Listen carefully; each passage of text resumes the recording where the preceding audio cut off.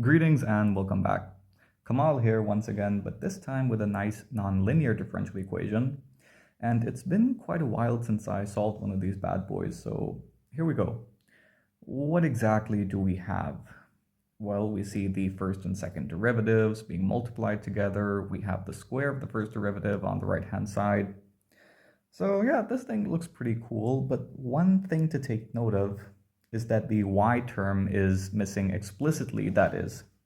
So we could simplify the structure here by taking the order of derivatives down a notch by letting dy over dx equal, terribly sorry about that, u, which of course implies that d squared y over dx squared equals du over dx.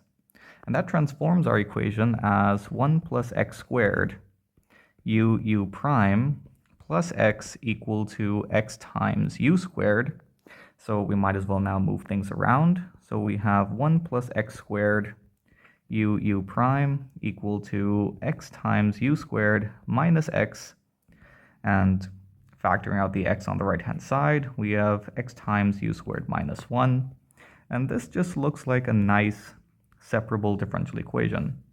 So we'll write this thing as u times u prime over u squared minus 1, or u over u squared minus 1 times du over dx, terribly sorry about that, equal to x, again terribly sorry about that, over 1 plus x squared. Okay, cool. So that does not look too bad. And now it's time to integrate with respect to x. And that gives us 1/2 of log u squared minus 1 on the left equal to 1/2 of log x squared plus 1 plus a constant of integration that I'm going to write as 1/2 of log a. So we'll write this as 1/2 of log a times x squared plus 1. And that means we can cancel out, that is, these factors of 1/2. And then exponentiating the whole thing gives us u squared minus 1 equal to a times x squared plus 1, or u squared equal to a times x squared plus 1 plus 1. And of course, taking the square root gives us u here equal to plus or minus root 1 plus a times x squared plus 1. And I might as well expand the argument of the square root just a bit. So I have 1 plus ax squared. And now would be a good time to recall that u is just the derivative of y with respect to x. So we have dy over dx equal to plus or minus, I'm going to factor out an a term here. So we have root a times root 1 plus a over a plus x squared. And all we have to do is integrate this thing to get y equal to plus or minus root a times the integral of root 1 plus a over a plus x squared dx plus another constant of integration b. And now, of course, our focus is going to shift towards the calculation of this integral that I'm going to call I. So I here is defined as integral root 1 plus a over a plus x squared dx. And a useful substitution here looks like that for the hyperbolic sine or the sinh function. So we let x here equal root 1 plus a over a sinh theta.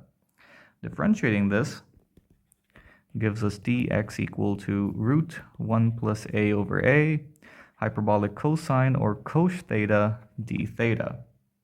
Okay, cool. So I here equals integral root 1 plus a over a plus 1 plus a over a sinh square theta. Terribly sorry about that. And I'm going to need a bigger square root.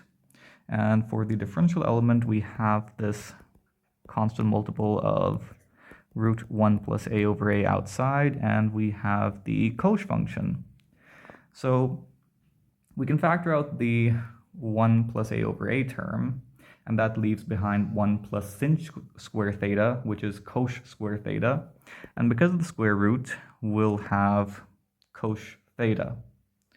So that means we have root 1 plus a over a times root 1 plus a over a that we factored from the integrand. And we have the integral of cosh square theta d theta. And of course, we have a double angle formula for the cosh function analogous to that for the cosine function. And by that, we have 1 plus a over a. And here we need a factor of 1/2 times the integral of 1 plus cosh 2 theta d theta. And this thing equals 1 plus a over 2a.